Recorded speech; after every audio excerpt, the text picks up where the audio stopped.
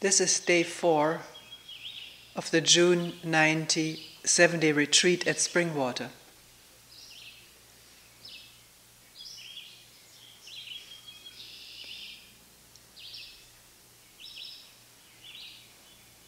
So much has come up in meetings that I do not know where to start, what question to take first.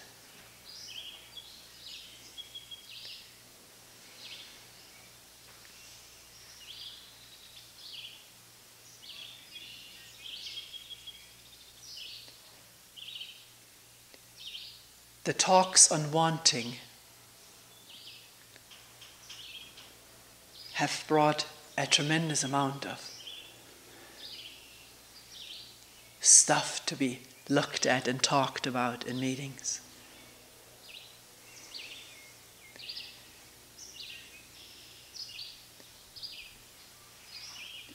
And at times, in hearing talks on wanting and what is embedded in wanting, fear and anger if we don't get it, just taking those two to make things simple. To make things simple, we always have to leave out a lot. Things are often more complex, but it's too hard to talk complexly and too hard to listen when it becomes too complex. So we're trying to talk simply and therefore have to leave out a lot, which doesn't mean what is not said is unimportant. So, in talking about wanting, so easily the mind that is listening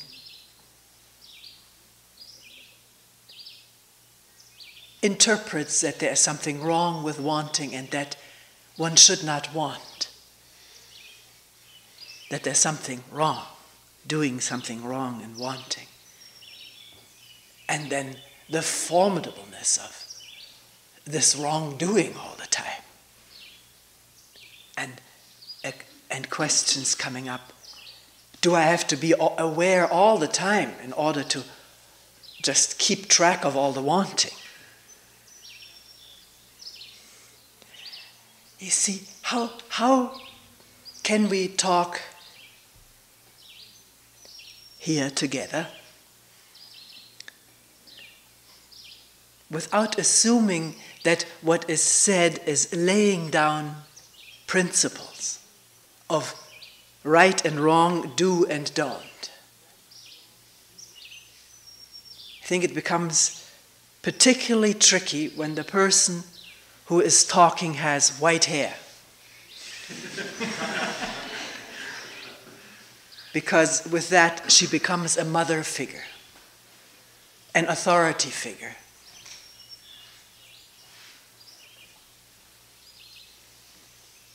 Which I do not feel or see myself to be. We talked a lot about this in the first talk. But what comes to mind right now is that I'm always amazed when somebody tells me that they see me as a mother figure, because I don't see myself like that. I don't feel like that. I don't feel like that I'm older than you. Maybe a giant delusion. But having grown up in a family in which I was the youngest, I was always the youngest in the family, I still am. And having been entered into school 1 year earlier than everyone else, I was always the youngest in class too. So, right from the beginning, there has been a deep conditioning of seeing oneself as the youngest and not the oldest and wisest and most superior. I grew up with an older sister who was much wiser than I am, and still is.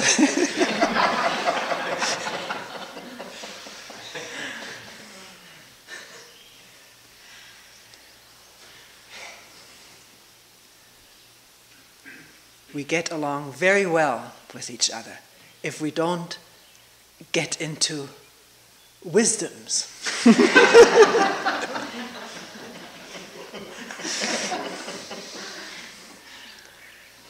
My heart still pounds when the topic really doesn't come up anymore. It used to. But her being the older one who always knew so much more, she was so much better in school than I was.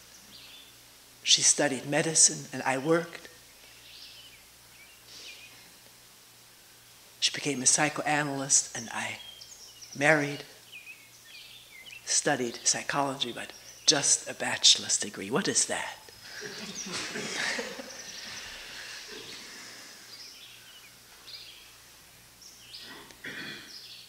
And the psychological interpreting wheels could spin and say, aha, now she is compensating for having always been the youngest and not the wisest. My parents also were very, very wise.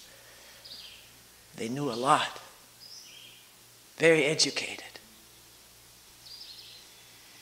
Both of them PhDs and post-PhD stuff. And I still remember when I got married, I was 23 years old, my mother said to me, you need to get educated now. You don't have enough education. I didn't say that just at that time, but all along. I hadn't read all the classics, hardly any.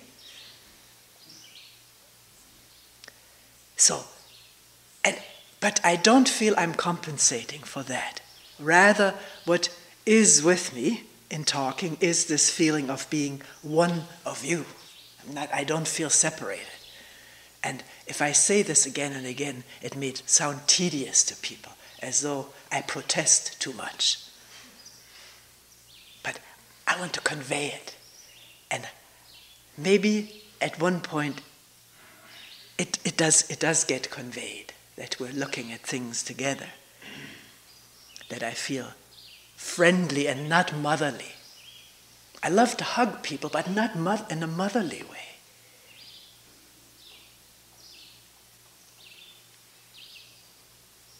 The joy of hugging each other.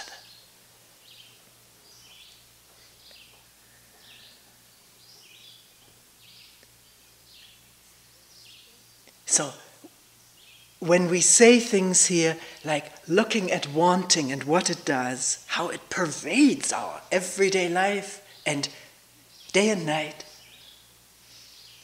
to begin to watch it, to see it, it doesn't mean don't want. To discover this conditioning in the brain to listen according to deeply ingrained principles.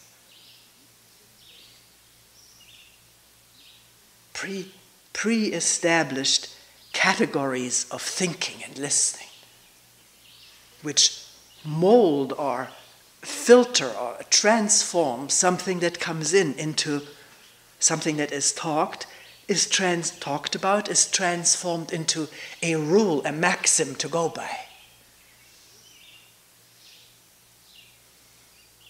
And that's not what this is all about. It's about discovering such actions of the brain, such interpretations, and to wonder, how has one heard other things? How does one listen all the time? To wonder about it and to try to discover about it, so that maybe in a free discovery there can be a change. Not in putting down moral principles. We have tried that for thousands of years. Change ourselves, rule ourselves, control each other through laying down moral, religious, ethical principles. We've all dismally failed. Haven't we? Not trying to put down a principle. It's for each one to look at and to see, is it so or not? In this last newsletter is a very interesting letter from a person who attended the last retreat out in California, who discovered just by looking that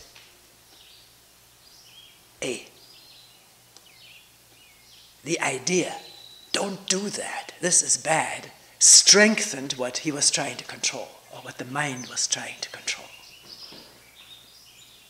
Don't touch her. And then the other thought, go ahead, do it. And with the battle between the two forces, which are all instructions programmed into the brain and also coming out of our feelings and emotions, through that battle, desire and wanting is strengthened, is not weakened, because with a law or a principle or a rule not to do comes the desire to break it. Starts in our earliest youth to try to test the limits.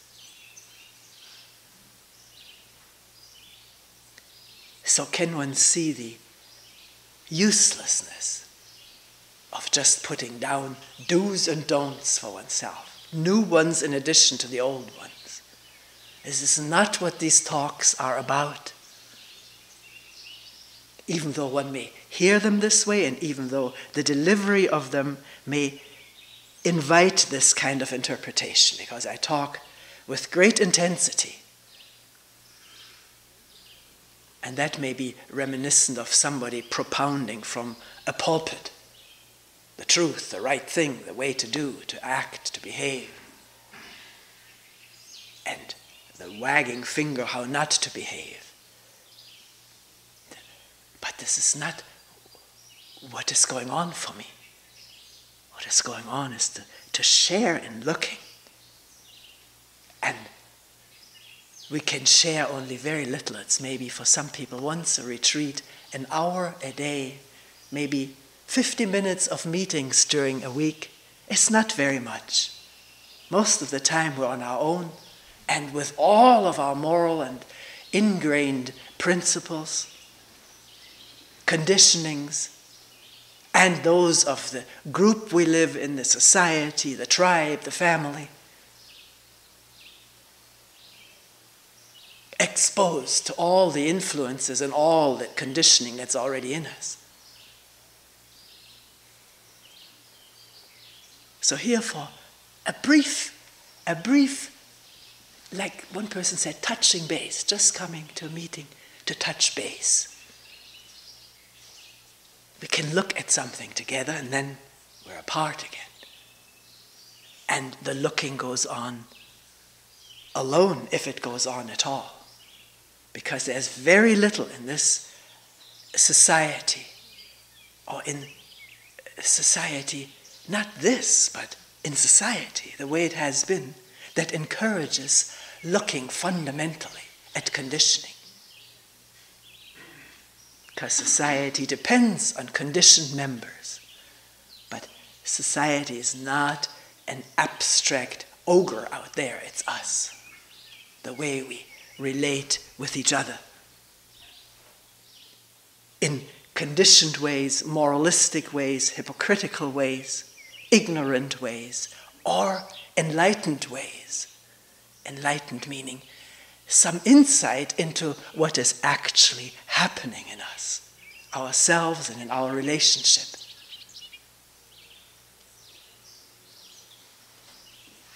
To what extent that will have a massive effect, who knows? And is one out for a massive effect?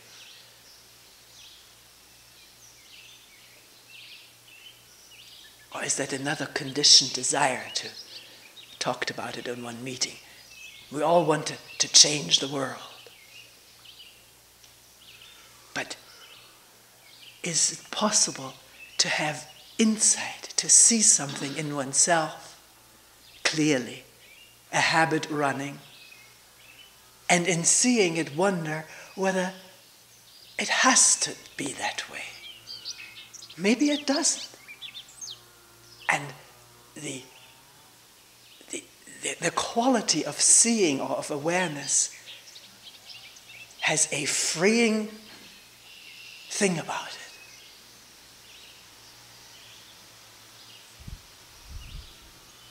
Something that is really seen does not have to continue.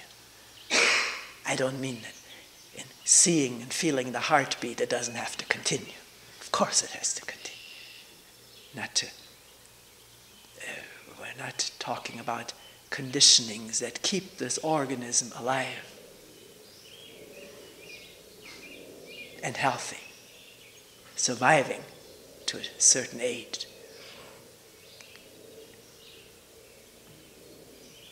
But to see, we talk so much about it,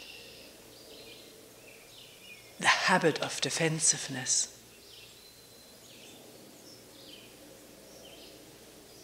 defending against hurt, which is so deeply ingrained because we've all been so deeply hurt at one time or another. Usually very early in life it starts.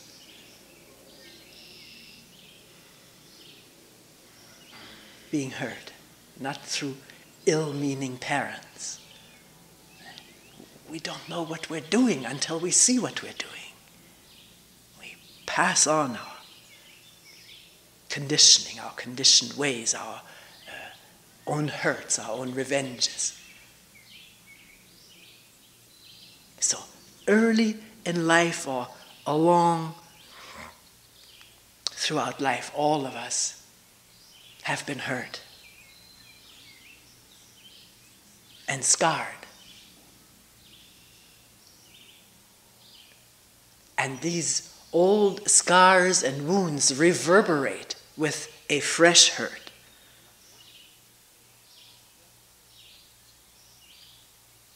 Sometimes one wonders, why did I get so hurt? This was actually a very trivial matter. Why did I get so hurt? And maybe in asking this question and allowing the reverberations to be felt, heard, seen, touched, without the motive to get rid of them just because they're there, maybe it will dawn that the whole past reverberates with the present hurt. And all of the past learned responses of defense spring into action.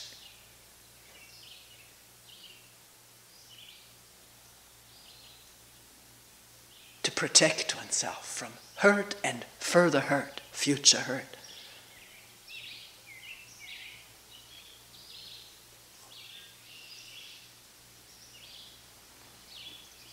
None of us want to get hurt again. Oh, I should never say none of us. There may be also a conditioned satisfaction in getting hurt, suffering, being a martyr.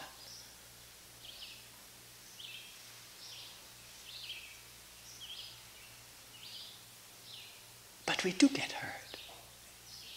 And we hurt others. Not necessarily wanting to hurt others or wanting to get hurt. We get hurt and hurt.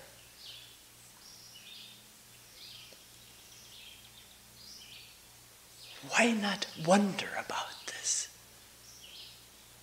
and look at the strong habit of defense and aggression, paying back, lashing out, or withdrawing altogether.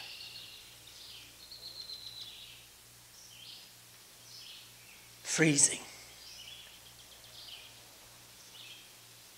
Like some caterpillars do when they're threatened, when there's a signal that their life is threatened, they freeze. They just roll over as though dead, and the bird may go by, not pick at it.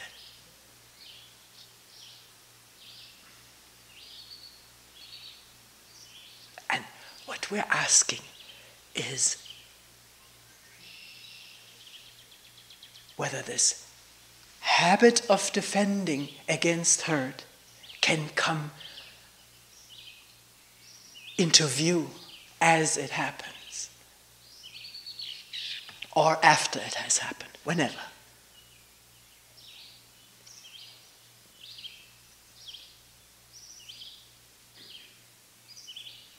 To see also what it is doing. It is defending against hurt, but the hurt is there. is already felt, it's already in motion. And the defense isolates one from other people, doesn't it? Immediately erects a barrier, or else one begins not to let the barrier down anymore for fear of getting hurt. One walks within barriers.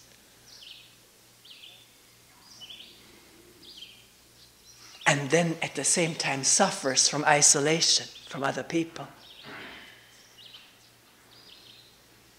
Or projects onto other people that they don't like one or reject one, not realizing one's own barrier sends messages. Don't touch me, stay away from me.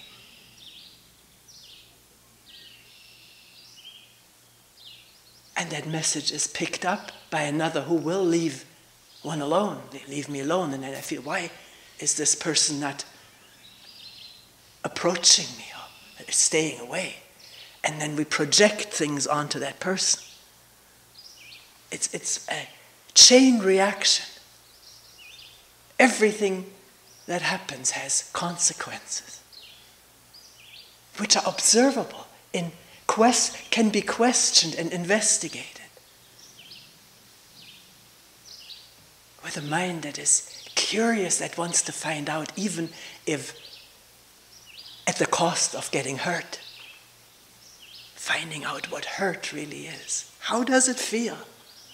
The defense may have never allowed this intimacy with hurt.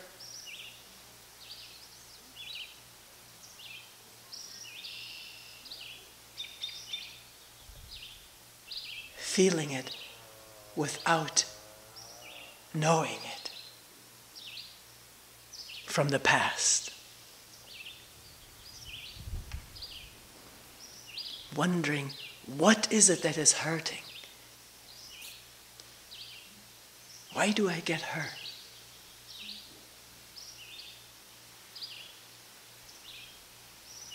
And in getting hurt, do I need to defend? Are defenses absolutely necessary? It is an unquestioned assumption that they are. If these defenses weren't there, we would die, wouldn't survive the hurt.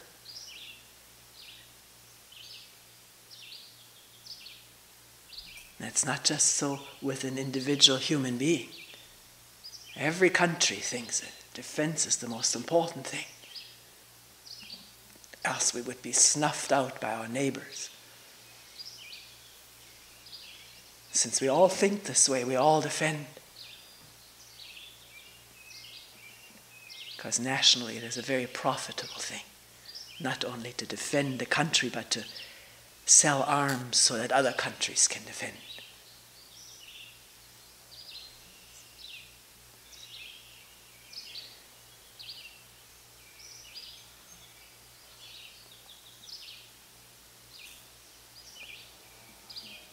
There are a few countries here and there.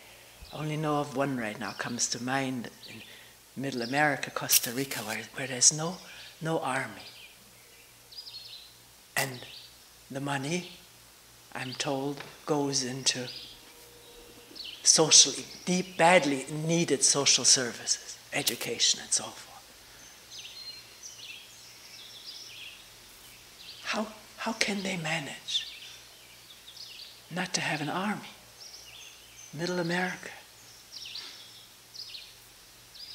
Maybe they won't manage forever. I'm not predicting, or I'm not too knowledgeable about all this anyways. But can one question whether one can be without defense? Not I should be or I shouldn't be, but just raise the question. Because it comes so automatically, faster than thought, or let's rather say faster than thinking, because the programs are already right in place. They don't have to be thought out. But it's never too late to watch it and to wonder about it, and to let down the defense and feel the hurt. Or maybe there wasn't a hurt this time. because one was listening to the defensiveness and to what the other person was saying. And maybe one was mistaken. The other person wasn't attacking one personally. Or what this person was attacking in me, maybe there is something to be looked at. Or maybe that isn't there. One can look. The other person may not want to look, so one may have to look alone. But in this work, maybe with a friend, someone one works with, maybe one can open it up mutually.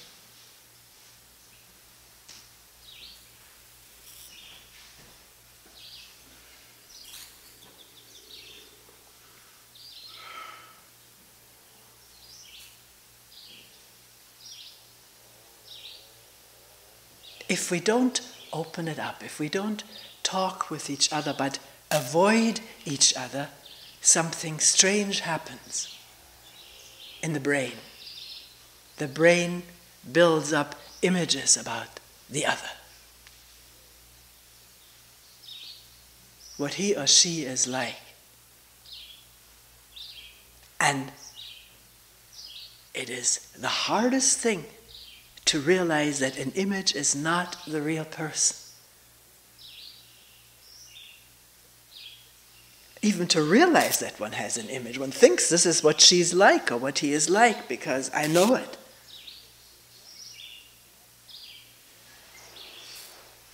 The power of the brain to deceive through its power of creating images is tremendous.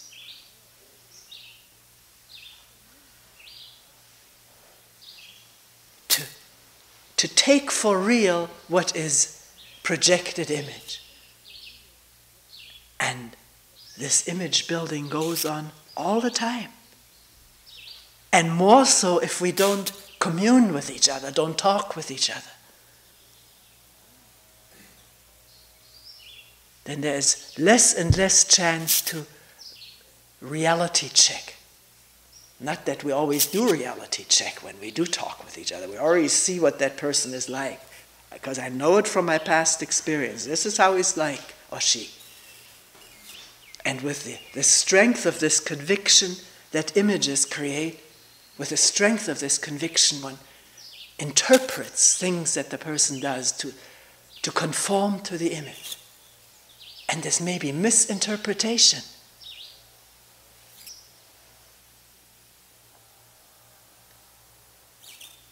And therefore we can't get together. We keep up the old feud, the old misunderstandings, the old grudges, and don't know who we are without armor, without the armor of images.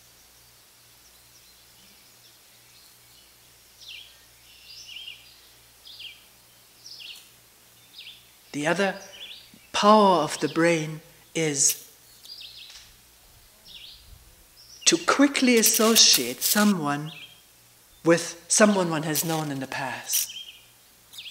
This happens particularly with mates, associating the mate with a father or mother.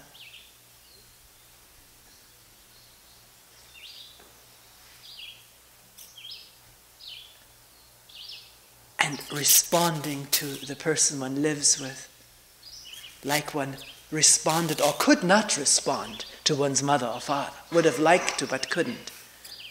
But now there's an opportunity to let out some of the repressed responses of aggression, anger, suspicion. So, can one question what the real person is? And wonder about it and maybe want to find out for the first time? And watch carefully, as well as is possible, whether they're images. He is like so-and-so, reminds me of such and such. She reminds me of so-and-so, my older sister, my mother. Doesn't mean that she is that person. There is no correcting or checking mechanism per se built into the brain to check whether what is projected as image or memory or thought corresponds to reality. That's, I think, why we've gotten where we are in this whole life situation, family-wise, country-wise, ideology-wise, religion-wise.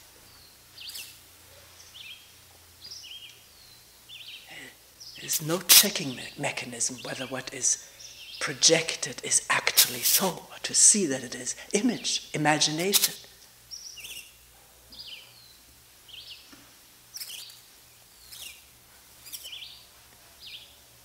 The awareness or insight is not, it doesn't feel like a conditioned brain mechanism. It isn't that. It's not just that it doesn't feel like it isn't. Because it sheds light on conditioned brain mechanisms as they function, or as they reverberate in memory, having just functioned at the moment that attention sets in, or awareness sets in.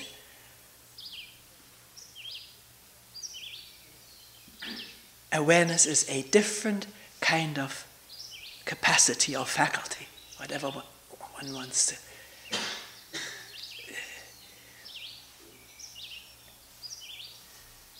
It is not of conditioning, but it sheds light on conditioning.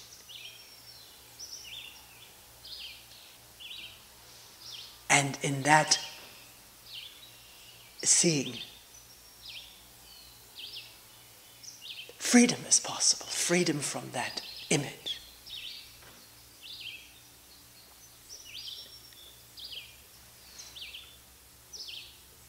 I mentioned here there, the first time it happened to me,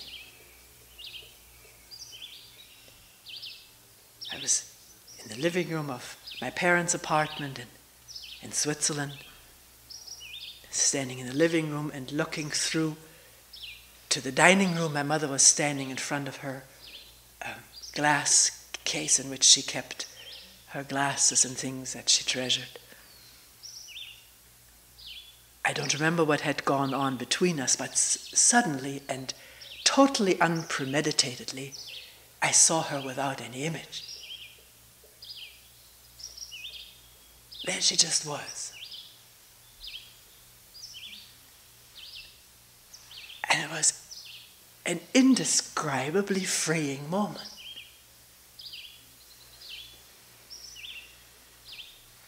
Not just freeing of the image, but a freeing up of love. I'd always been afraid of her. And in that moment was not just the ending of the image of her, but the ending of the image that I always thought she had of me, which I had to live up to. That was also gone. So it was freedom to walk toward her and hug her, talk in a new way, which was not lost on her. I don't know what went on. I didn't talk about these things the way I do today. I wasn't aware of, I couldn't label or put into words. There was awareness, but not putting into words all that had happened. But that's what did happen indeed. And the thing never returned in the same way.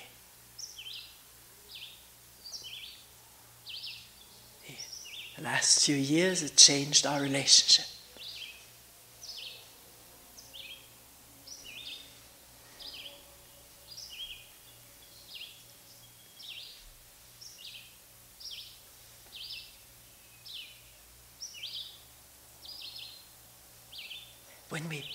When we see each other as we are, we don't have to defend against each other.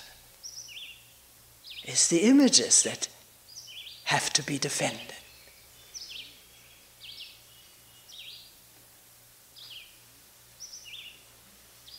And if somebody sees an antagonist in me, I don't have to live up to that. I don't have to be that. Person is in a state of mind where she or he sees antagonists. And if we're interested, both of us, we can open it up. But maybe I did something or said something that provoked this response. So, there's freedom to look. If I'm not attached to an image of not being this or being that, it's that what rigidifies us. Living up to images and protecting them as though they were our flesh and blood.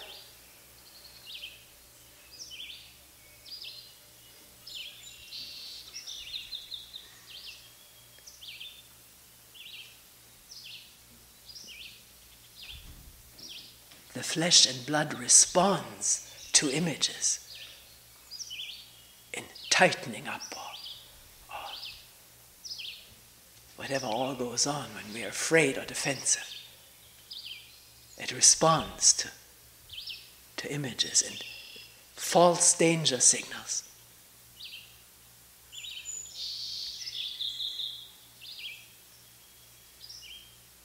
But without these false danger signals and imagery about ourselves and each other, the body is free to function naturally, isn't constantly called upon to mobilize defenses or attack or paralysis.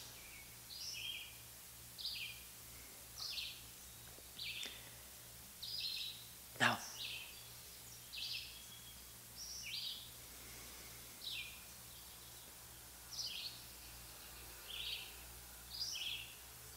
whatever was said does not mean we shouldn't have images. Or we should get rid of them. Because then wanting sets in to get that state of no image. With fearing I'll never get it. Some people do. I'm not one of them. All of that conditioned stuff kicks in. It's an invitation to all of us to keep looking, keep wondering, and come upon something one knows not how.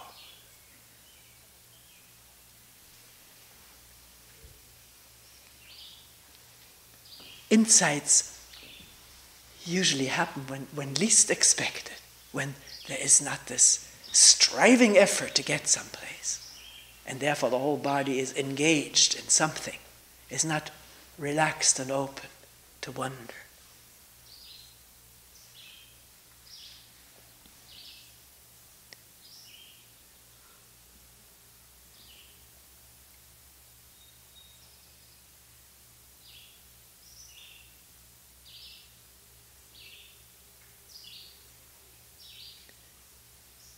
The question keeps coming up. How does one look in this maelstrom of things that go on in the mind? So fast, so quick, churning, turning over, changing.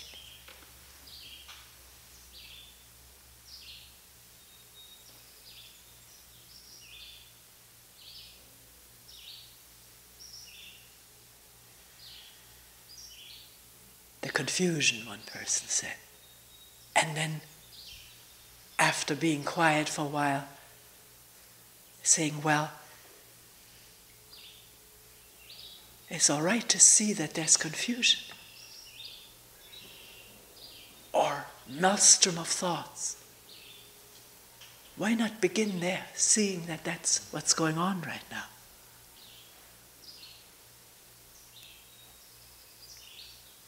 Not bringing the whole body to want to change it, but listen to the cacophony.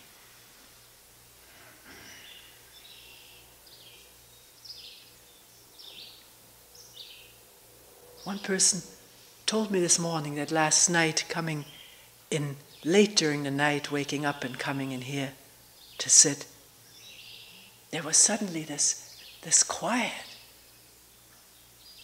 There were hardly any thoughts, and whatever thoughts there were, they were not absorbing, or they didn't trigger emotions in the body. And then suddenly the thought occurred, this is scary. I gotta think of something. And realizing how maybe a part of this constantly ongoing stream of thought is also another defense against nothing, against emptiness, against having nothing, being nothing, knowing nothing.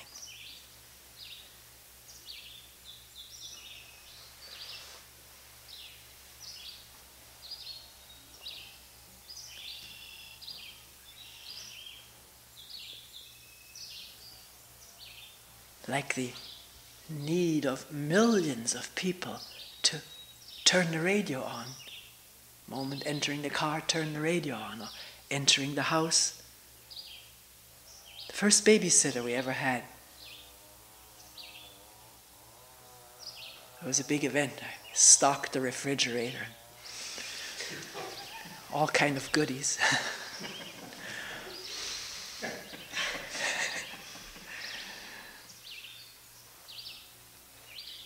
And when we came home, she asked her how did things go, and she said, how's Ralph? And she said, oh, he slept, was fine. But she said, this is a scary house. We rented a big house at the time. She said, I looked through all the rooms and I finally found an old radio. Brought it down and plugged it in.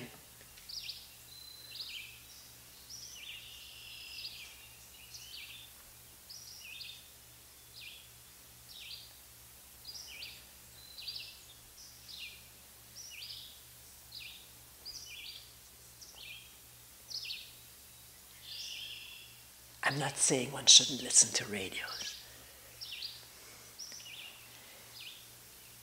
or music, but maybe we can talk about that tomorrow or sometime, because the question was brought up in a meeting. Someone saying, I realize that all my life I've done everything under the sun to escape from this inner feeling of emptiness, of shallowness.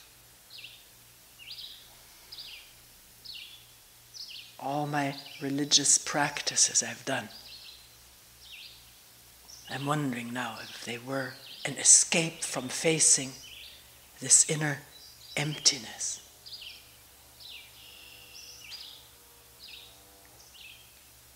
Which, as one talks about it, thinks about it,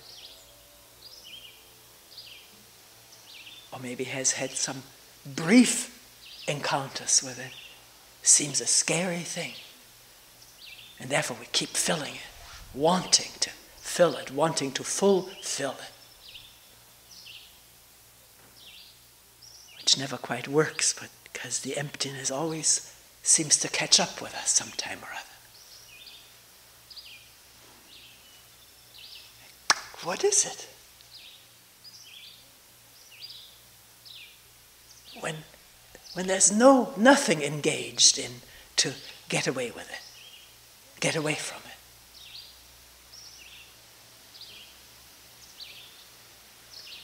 Can one even ask that question, or is it too scary? I'm not trying to push anyone, just interested. What is this emptiness, this inner shallowness that we dread and try to get away from? What is it if we don't know it and put it into words and scare ourselves with the words we put it into?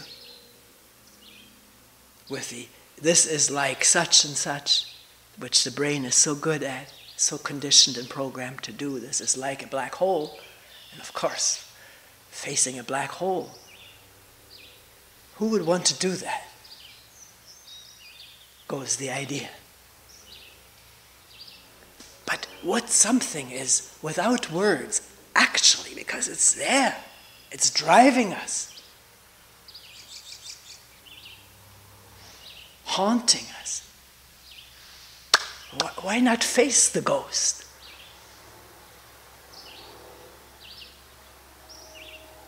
May not turn out to be what we think it is, what we're scared it to be, scared that it could be.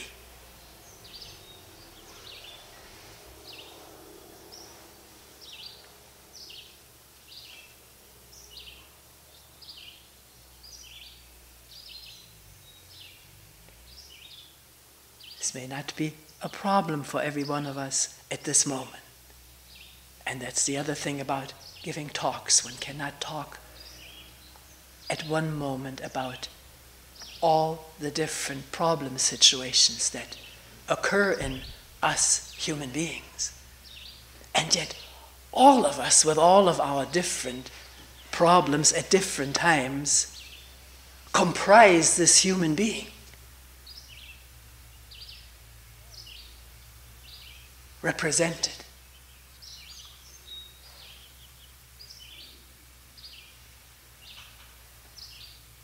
In all its potential for problems, difficulties.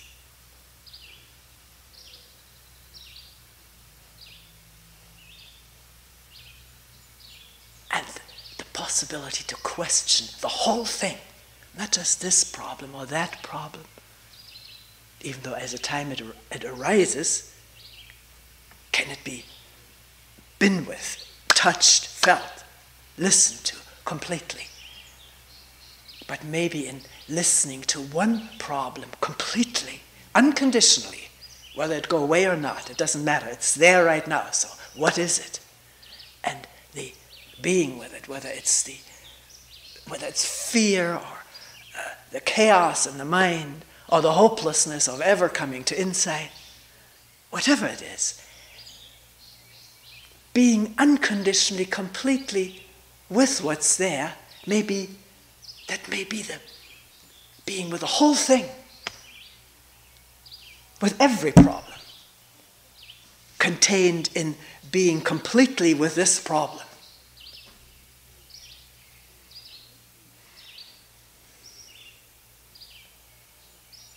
Without looking for an escape.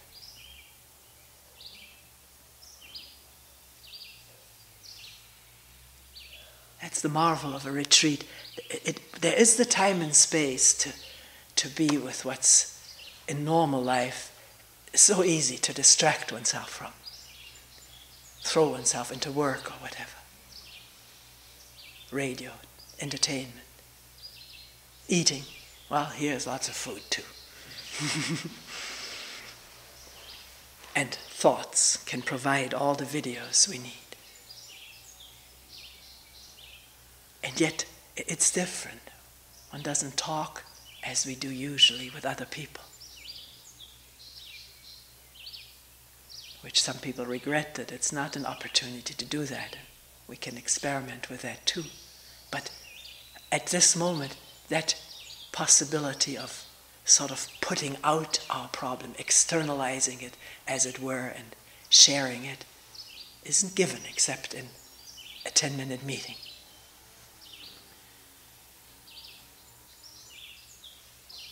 So what is one going to do? Not knowing what to do. What is one going to do?